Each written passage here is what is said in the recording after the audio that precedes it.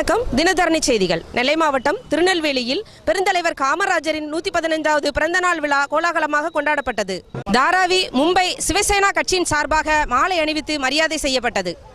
இன்று ஐயா காமராஜர் ஐயா கல்வி தந்தையின் பிறந்தநாள் விழாவை முன்னிட்டு வருடந்தோறும் மும்பையில் சிவசேனா கட்சி சார்பாக தாராவி காமராஜ் உயர்நிலைப் பள்ளி வளாகத்தில் அமைந்திருக்கும் சிலைகளுக்கு மாலை அணிவித்து ஏழை எளிய குழந்தைகள் நோட்புக்குகள் வழங்கும் விழா வருடந்தோறும் நடந்து கொண்டு இருக்கும்.